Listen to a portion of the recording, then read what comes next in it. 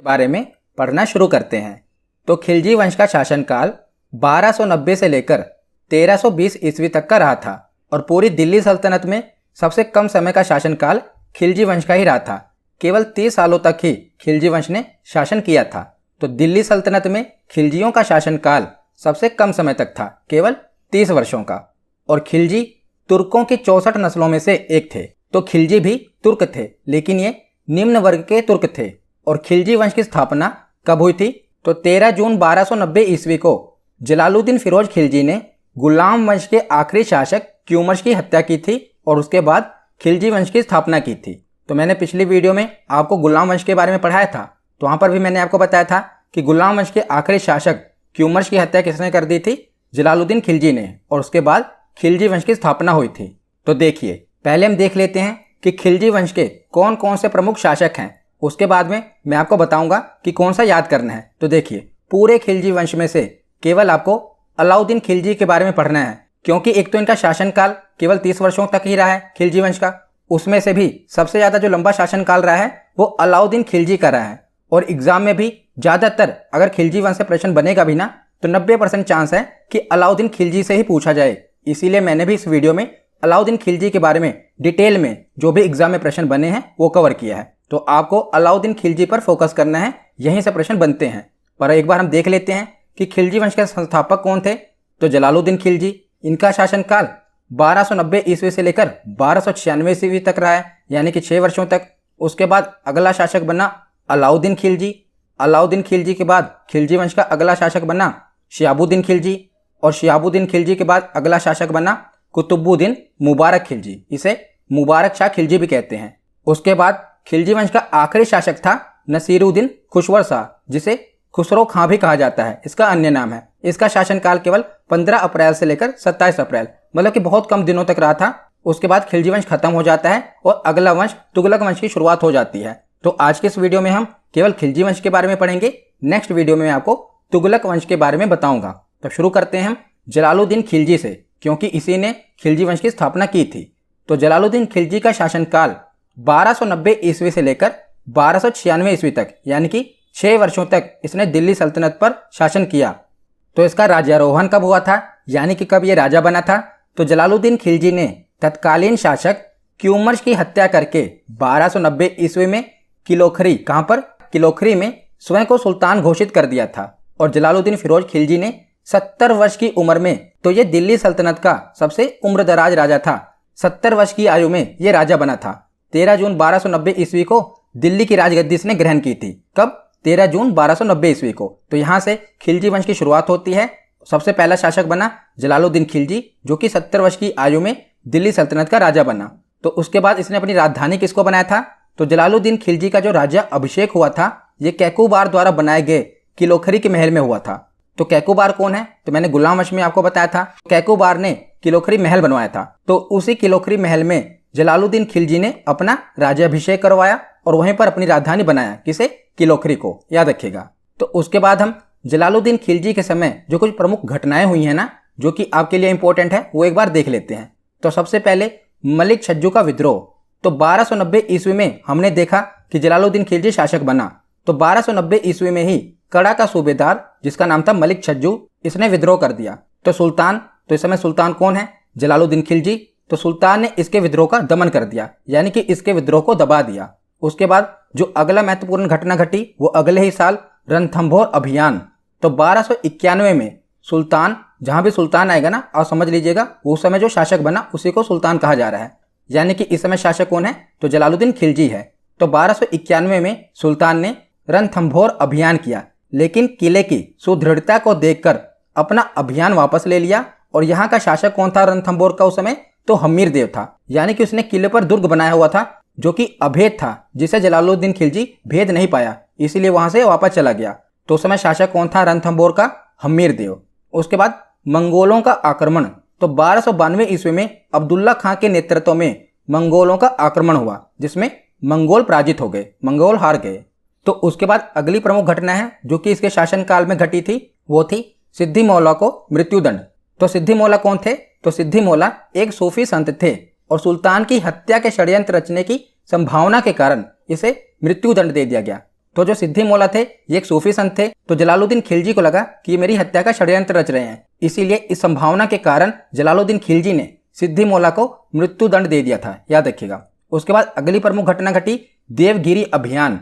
तो 1296 ईस्वी में अलाउद्दीन खिलजी के नेतृत्व में देवगिरी अभियान हुआ। इसमें देवगिरी के शासक रामचंद्र देव को पराजित कर अपार धन प्राप्त किया। किसने? अलाउद्दीन खिलजी ने। तो अलाउद्दीन खिलजी कौन था? तो जो अलाउद्दीन खिलजी था ना, ये जलालुद्दीन खिलजी का भतीजा था और साथ में दामाद भी था। यानी कि जो जलालुद्दीन खिलजी था ना, ये अलाउद्दीन खिलजी का चाचा भी था और इसने अपनी बेटी का विवाह भी अलाउद्दीन खिलजी से करवाया हुआ था। तो देवगिरी अभियान का नेतृत्व किसने किया था? अलाउद्दीन खिलजी ने किया था और वहां से खूब सारा धन इसने लूटा था। यानी कि वहां के राजाओं को हराकर इसने खूब सारा धन लूटा। पर जो अलाउद्दीन खिलजी ने धन लूटा ना, उसे छुपा लिया। यानी कि उसने जलालुद्दीन खिलजी को इस बारे में नहीं बताया। और जब जलालुद्दीन खिलजी को इस बात का पता चला कि अलाउद्दीन खिलजी ने खूब सारा धन तो लूटा है, पर उसने सारा धन जलालुद्दीन खिलजी को नहीं दिया, यानी कि धन को छुपा लिया, तब जलालुद्दीन खिलजी ने अलाउद्दीन खिलजी को बुलाया। और आपने फिल्म भी देखी होगी पद्मावत। फिर उसके बाद अलाउद्दीन खिलजी ने क्या किया? तो अलाउद्दीन खिलजी ने जलालुद्दीन खिलजी की हत्या कर दी और अगला शासक बन गया। आपने फिल्म में भी देखा होगा कि अलाउद्दीन खिलजी अपने चाचा को यानी कि जलालुद्दीन खिलजी को मार देता है और उसके बाद खिलजी वंश का अगला शासक बन जाता है। तो आगे अब हम देखते हैं अलाउद्दीन खिलजी। तो यही सबसे इंपॉर्टेंट है। अलाउद्दीन खिलजी से ही, जब भी खिलजी वंश से प्रश्न बनेगा तो अलाउद्दीन खिलजी से ही पूछा जाएगा। तो अलाउद्दीन खिलजी का शासनकाल 1296 ईस्वी से लेकर 1316 ईस्वी तक था। तो जलालुद्दीन खिलजी की हत्या उसके भतीजे और दामाद अलाउद्दीन खिलजी ने कर दी और 22 अक्टूबर 1296 ईस्वी में यह दिल्ली का सुल्तान बना। और अलाउद्दीन खिलजी के बचपन का नाम क्या था? तो अली तथा गुरशास्प, याद रखिएगा, अली तथा गुरशास्प नाम था अलाउद्दीन खिलजी का बचपन का नाम। तो इसने अपने सिक्कों में सिकंदर सानी अर्थात द्वितीय सिकंदर की उपाधि धारण की थी। तो कई बार एग्जाम में पूछा गया है कि सिकंदर सानी की उपाधि किसने धारण की थी? तो अलाउद्दीन खिलजी ने सिकंदर सानी की उपाधि धारण की थी। और जो अलाउद्दीन खिलजी था ये एक नया धर्म चलाना चाहता था, यानी कि एक नए धर्म की शुरुआत करना चाहता था। परंतु जो उलेमा थे ना, मुस्लिम विद्वान थे, उनके कहने पर इसने अपना निर्णय बदल दिया। यानी कि नए धर्म की शुरुआत नहीं की। ये अपना नया धर्म चलाना तो चाहता था, पर उलेमाओं के कहने पर इसने अपना निर्णय बदल दिया, यानी कि नए धर्म की शुरुआत नहीं की। और अलाउद्दीन खिलजी ने सेना को नगद वेतन देने और स्थायी सेना की नींव रखी। तो बहुत ही इंपॉर्टेंट है। पीछे हमने गुलाम वंश में क्या पढ़ा था कि सेना को क्या दिया जा रहा था? जमीनें दी जा रही थी। इक्ता प्रणाली की शुरुआत हुई थी ना। पिछली वीडियो में मैंने आपको बताया था कि सेना को वेतन की जगह पर भूमि प्रदान की जाती थी, जिसे इक्ता प्रणाली कहा गया। तो अलाउद्दीन खिलजी ने क्या किया? अब सेना को नगद वेतन देने की शुरुआत की और स्थायी सेना की नींव रखी। ये कई बार एग्जाम में पूछा गया है कि दिल्ली सल्तनत के किस राजा ने स्थायी सेना की शुरुआत की? तो अलाउद्दीन खिलजी ने स्थायी सेना की नींव रखी। और घोड़ा दागने तथा सैनिकों के हुलिया लिखने की प्रथा की शुरुआत भी अलाउद्दीन खिलजी ने की। तो जो सैनिकों के घोड़े होते थे ना, उन्हें दाग दिया जाता था, यानी कि उन पर निशान बना दिया जाता था। और सैनिकों का हुलिया लिखने, हुलिया यानी कि चेहरा, यानी कि उनके चेहरों का स्केच बनाया जाता था। आज की तरह मशीनें तो थी नहीं कि बायोमेट्रिक ले लिया जाए और कैमरे से फोटो खींच ली जाए। तो उस समय क्या किया गया? उनके सैनिकों का हुलिया लिखवाया गया, यानी कि एक प्रकार का स्केच बनवाया गया। तो उसके बाद आगे देखते हैं। तो अलाउद्दीन खिलजी ने भू राजस्व कर बढ़ाकर उपज का 50% कर दिया। इससे पहले जो भूमि पर कर लगता था वो केवल 1/3 यानी कि 33% था, पर इसने बढ़ाकर कितना कर दिया? उपज का 50% कर दिया। और इसने लूटे हुए धन, जिसे खम्स कहा जाता था, उसमें सुल्तान का हिस्सा 25% से बढ़ाकर 75% कर दिया। यह भी इंपॉर्टेंट है। इससे पहले क्या था? जो भी सैनिक धन लूट कर लाते थे ना, उसमें केवल सुल्तान का हिस्सा 25% होता था, पर इसने बढ़ाकर कितना कर दिया?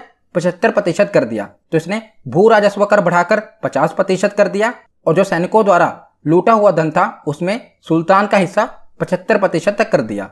उसके बाद देखते हैं। तो अलाउद्दीन के 4 प्रमुख सेनापति थे। इनके नाम आपको याद होने चाहिए। कौन कौन?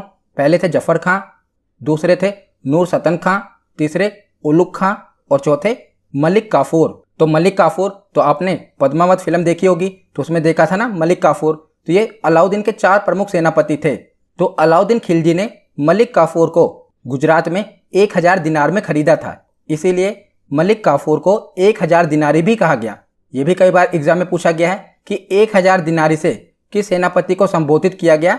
तो मलिक काफूर को, क्योंकि इसे 1000 दिनार में खरीदा गया था।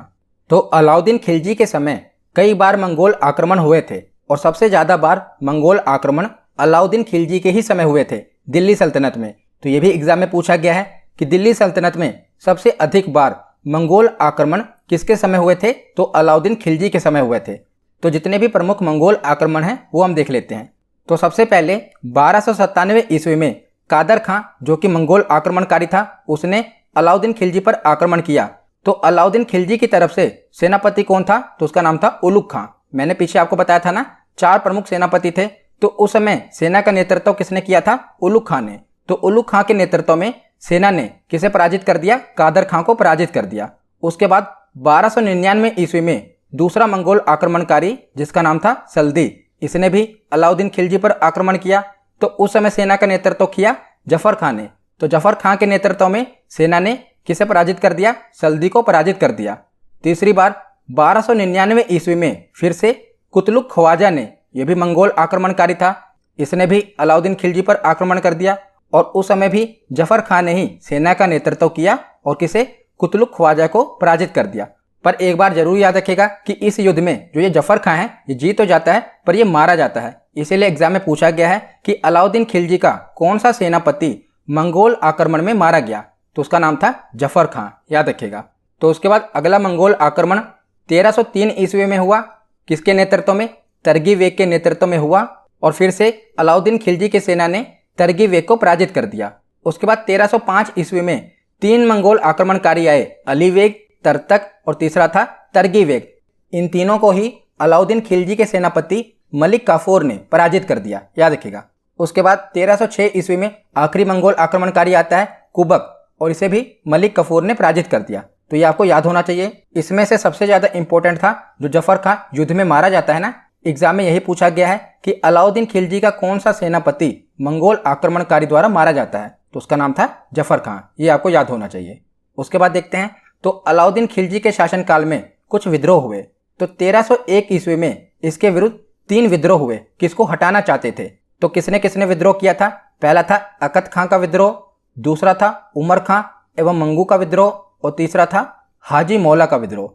तो 3 विद्रोह हुए थे और ये अलाउद्दीन खिलजी को हटाना चाहते थे। तो अलाउद्दीन खिलजी ने इन विद्रोहों को दबा दिया और उसके बाद अलाउद्दीन खिलजी ने 4 अध्यादेश जारी किए ताकि आगे कोई भी विद्रोह ना हो पाए। इसीलिए अलाउद्दीन खिलजी ने 4 अध्यादेश जारी किए। ये चारों ही अध्यादेश आपसे एग्जाम में पूछे गए हैं। पहला अध्यादेश क्या था, तो अलाउद्दीन खिलजी ने एक सशक्त यानी कि मजबूत गुप्तचर व्यवस्था की स्थापना की तथा बरीद तथा मुनहिया जिसे जासूस कहा जाता है ये इसने नियुक्त किए। तो इसने गुप्तचर व्यवस्था की शुरुआत की, सबसे पहला अध्यादेश। और दूसरा क्या था, तो अमीरों के पारस्परिक मेल जोल और विवाह संबंधों पर रोक लगा दी। तो इसको क्या लगा कि जब भी अमीरों का विवाह होता है और उसके बाद जो मेल जोल होता है ना वो इकट्ठे होते हैं, तो इसको लगा कि उस समय वो अपने राजा के विरुद्ध उसको हटाने के लिए षड्यंत्र रच रहे होते हैं। इसलिए इसने क्या किया कि अमीरों का जो विवाह होता था ना, विवाह पर इसने रोक नहीं लगाई, बल्कि विवाह का जो मेल जोल होता था, लोग इकट्ठा होते थे ना, उस पर इसने रोक लगा दी। क्योंकि इसको लगा कि जब लोग इकट्ठा होंगे तो इसके विरुद्ध षड्यंत्र करेंगे और इसको हटाना चाहेंगे। इसीलिए इसने अमीरों के पारस्परिक मेलजोल पर रोक लगा दी। तीसरा अध्यादेश इसका क्या था कि शराब और भांग जैसे मादक पदार्थों पर इसने रोक लगा दी। तो आपको लग रहा होगा कि शराब पर रोक क्यों लगा दी, क्योंकि इसको यह भी शक था कि जो शराब वगैरह है ये अमीर लोग पीते हैं और जब इकट्ठा होते हैं तो इसके खिलाफ षड्यंत्र करते हैं। इसीलिए इसने शराब और भांग जैसे जो ये मादक पदार्थ है ना, इन पर भी रोक लगा दी ताकि लोग इकट्ठा ना हो और इसके खिलाफ कोई षड्यंत्र ना रचे। और चौथा अध्यादेश था कि अनुदान में दी गई भूमियां इनसे वापस ले ली जाएं और राजस्व अधिकारियों को निर्देश दे दिया गया कि जिनके पास अत्यधिक संपत्ति है उनसे कर के रूप में वो संपत्ति वापस ले ली जाए। तो गुलाम वश में हमने पढ़ा था ना, एकता प्रणाली व्यवस्था अपनाई गई थी जिसमें क्या था, सैनिकों को धन के बदले भूमि प्रदान कर दी जाती थी। तो कई लोगों के पास बहुत ज्यादा भूमि हो गई थी, इसीलिए अलाउद्दीन खिलजी ने क्या किया कि जिसके पास अधिक संपत्ति है वो उसे कर के रूप में वापस ले ली जाए। और जो सैनिकों का वेतन था वो तो मैंने आपको बता ही दिया, किसने नकद में देने की शुरुआत कर दी, यानी कि इसने जो एकता व्यवस्था थी उसे खत्म कर दी। तो ये इसके 4 अध्यादेश थे। उसके बाद देखते हैं तो जो अलाउद्दीन खिलजी के अभियान थे इसे 2 भागों में बांटा जाता है।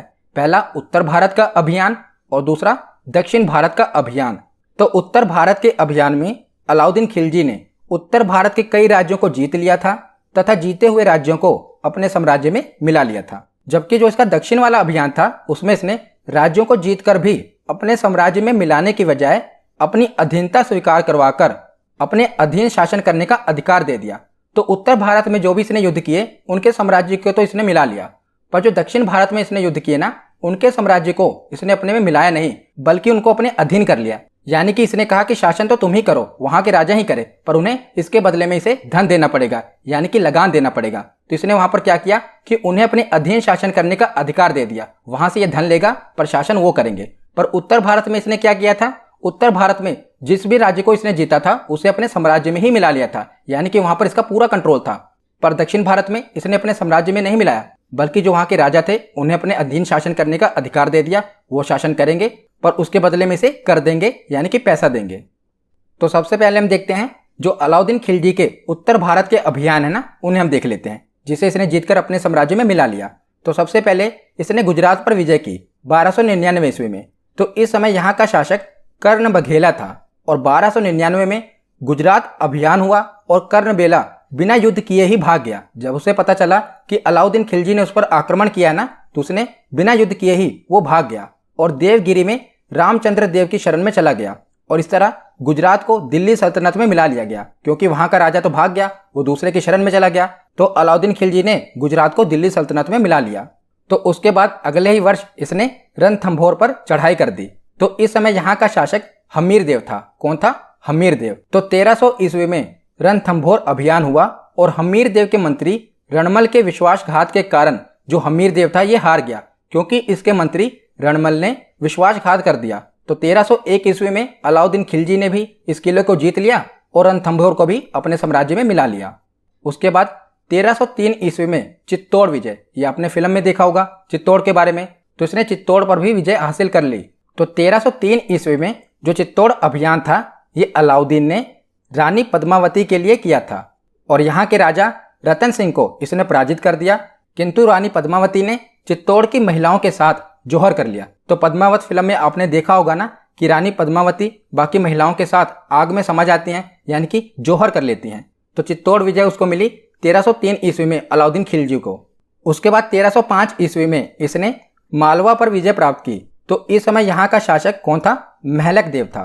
तो 1305 में मालवा अभियान हुआ जिसमें महलक देव पराजित हुआ और मालवा को सल्तनत में मिला लिया गया। तो ये था इसका उत्तर भारत का अभियान। अब हम देखते हैं दक्षिण भारत अभियान। तो जो दक्षिण भारत का अभियान था ना, इसका नेतृत्व मलिक काफूर ने किया था। मैंने आपको बताया था ना कि अलाउद्दीन खिलजी का यह सेनापति था।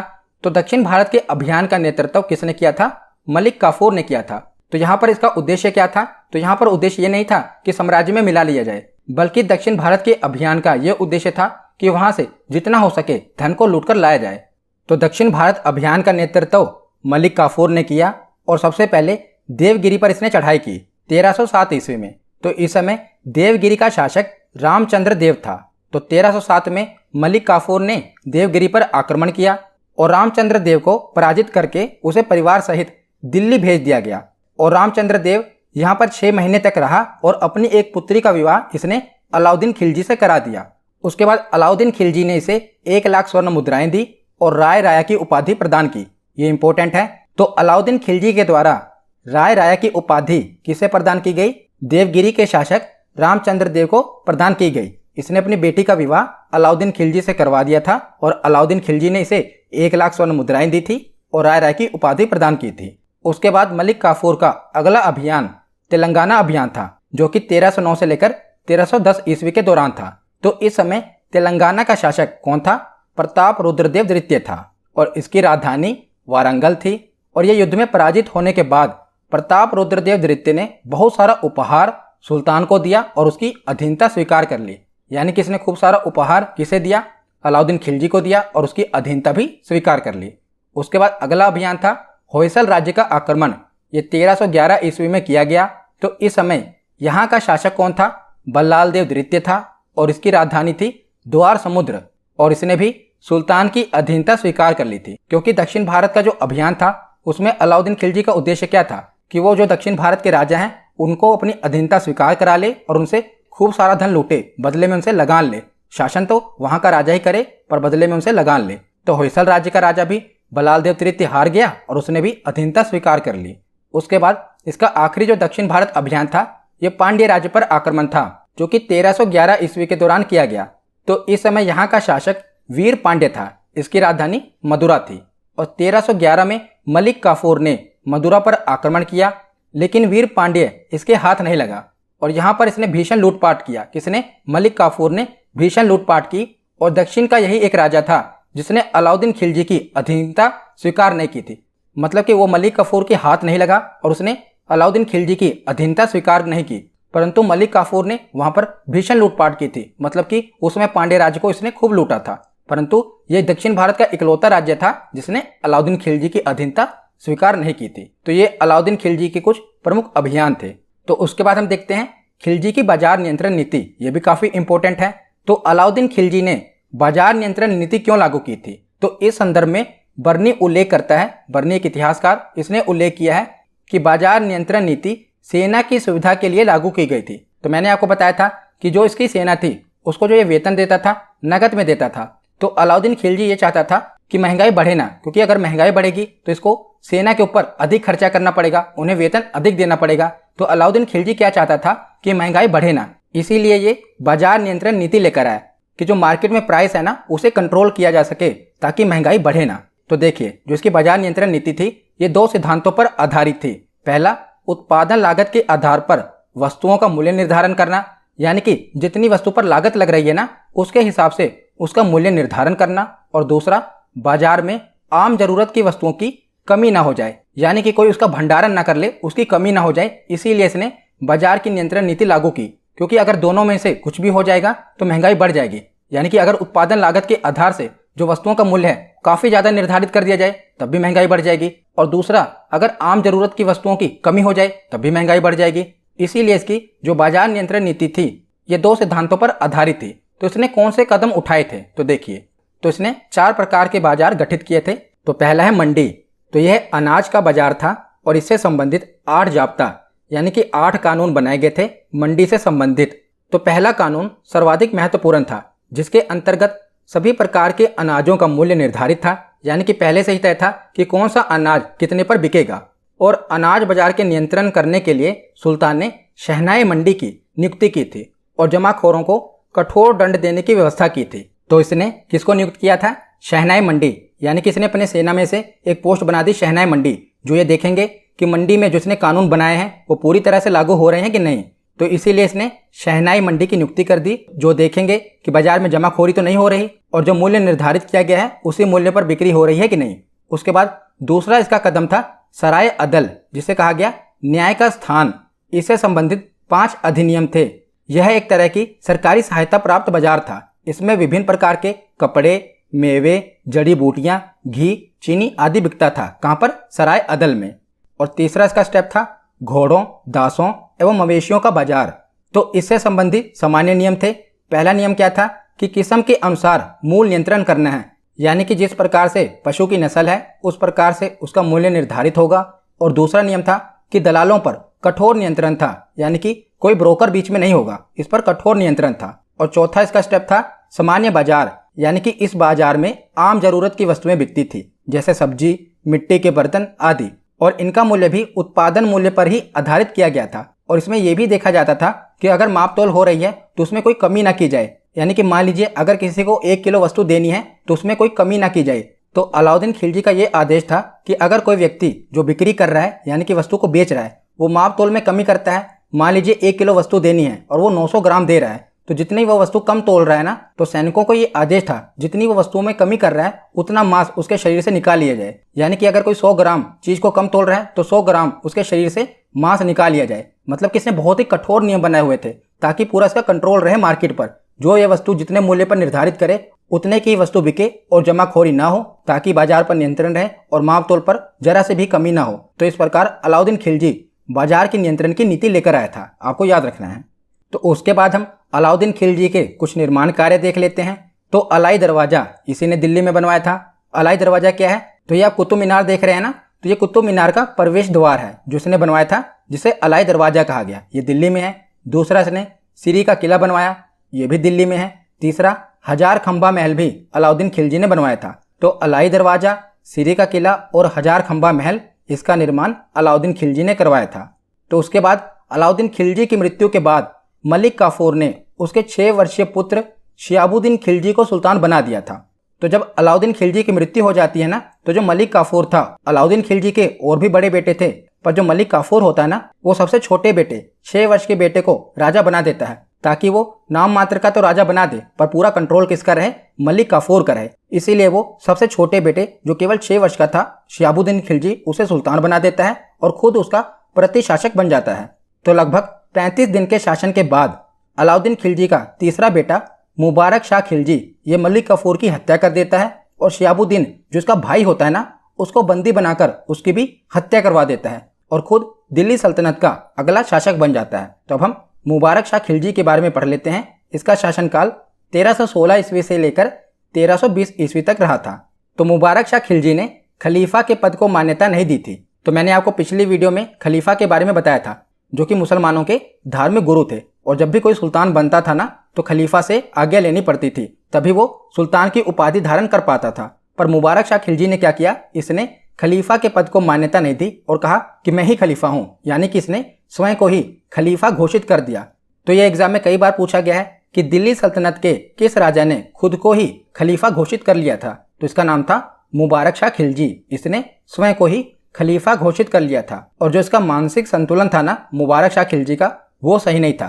तो ये दरबार में कभी कभी महिलाओं के वस्त्र पहनकर आ जाता था और कभी कभी निर्वस्त्र यानी कि नग्न रूप में ही दरबार में आ जाता था। कौन? मुबारक शाह खिलजी। तो बाद में क्या हुआ कि इसके प्रधानमंत्री खुसरो खान ने 1320 ईस्वी में इसकी हत्या करवा दी और खुद अगला शासक बन गया। कौन? खुसरो खां। तो खुसरो खां के बारे में पढ़ते हैं। तो खुसरो खां का ही अन्य नाम है नसीरुद्दीन खुसवर शाह। तो नसीरुद्दीन खुसवर शाह ये ज़्यादा दिन शासक नहीं बन पाता। ये 15 अप्रैल को गद्दी पर बैठता है और 27 अप्रैल को इसकी हत्या करवा दी जाती है, यानी कि ये ज़्यादा दिन तक शासक नहीं रह पाता। 15 अप्रैल को ये बैठता है और 27 अप्रैल 1320 ईस्वी को इसकी हत्या करवा दी जाती है और इसके बाद खिलजी वंश खत्म हो जाता है। उसके बाद तुगलक वंश की शुरुआत होती है। तो तुगलक वंश के बारे में हम अगली वीडियो में देखेंगे। तो यहाँ पर हमारा थ्योरी सेक्शन कंप्लीट होता है। अब हम प्रीवियस ईयर क्वेश्चन देखते हैं। तो पहला प्रश्न है कि गुलाम वंश का संस्थापक कौन था। तो गुलाम वंश का संस्थापक कौन था? जलालुद्दीन खिलजी। ऑप्शन बी इसका सही जवाब होगा। अगला प्रश्न है कि दिल्ली सल्तनत का वह प्रथम सुल्तान कौन था जिसने स्थायी सेना रखी थी। तो स्थायी सेना किसने रखी थी? अलाउद्दीन खिलजी ने। ऑप्शन सी इसका सही जवाब होगा। अगला प्रश्न है कि दिल्ली सल्तनत में सबसे कम समय का शासनकाल किस वंश का था। तो दिल्ली सल्तनत में सबसे कम समय का शासनकाल किसका था? खिलजी वंश का था। ऑप्शन डी इसका सही जवाब होगा। अगला प्रश्न है कि अलाउद्दीन खिलजी किस शासक की हत्या करके खिलजी वंश का अगला शासक बनता है। तो ये अपने चाचा यानी कि जलालुद्दीन खिलजी की हत्या करके अगला शासक बनता है। ऑप्शन बी इसका सही जवाब होगा। अगला प्रश्न है कि अलाई दरवाजा निम्न में से किसका मुख्य द्वार है। तो मैंने आपको बताया था कि ये कुतुब मीनार का मुख्य द्वार है अलाई दरवाजा। ऑप्शन सी इसका सही जवाब होगा। अगला प्रश्न है कि अलाई दरवाजा का निर्माण किस सुल्तान ने करवाया था। तो अलाई दरवाजा का निर्माण इसके नाम से ही क्लियर है। अलाई किसने करवाया था? अलाउद्दीन खिलजी ने करवाया था। ऑप्शन सी इसका सही जवाब है।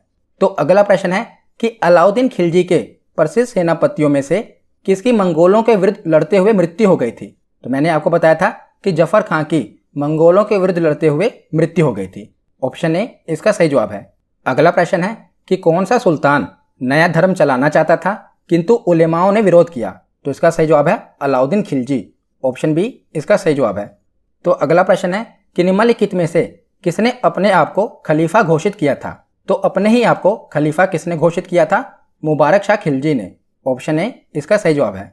तो अगला प्रश्न है, पहले कथन दिया हुआ है कि अलाउद्दीन के दक्षिणी अभियान धन प्राप्ति का अभियान था और इसका कारण दिया हुआ है कि वह दक्षिणी राज्यों को कब्जे में करना चाहता था। अब आपको बताना है कि कथन कारण से रिलेट हो रहा है कि नहीं और कथन और कारण सही है कि नहीं। तो पहला है कि ए और आर, कथन को ए कहा गया है और कारण को आर कहा गया है। तो ए और आर दोनों सही हैं तथा आर ए की सही व्याख्या करता है। तो इसका सही जवाब क्या है? ऑप्शन सी ए सही है, यानी कि अलाउद्दीन खिलजी का जो दक्षिण अभियान था यह धन प्राप्ति का अभियान था। तो ए तो सही है, परंतु जो इसका कारण बताया गया है कि दक्षिण राज्यों को कब्जे में करना चाहता था, यह गलत है।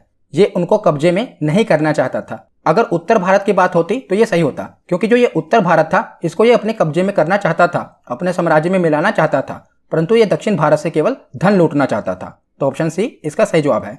आज का आखिरी प्रश्न है कि निम्नलिखित में से किसने सिकंदर सानी यानी कि द्वितीय सिकंदर की उपाधि धारण की थी। तो अलाउद्दीन खिलजी ने ये उपाधि धारण की थी। तो आज की हमारी ये वीडियो यहीं पर ख़त्म होती है।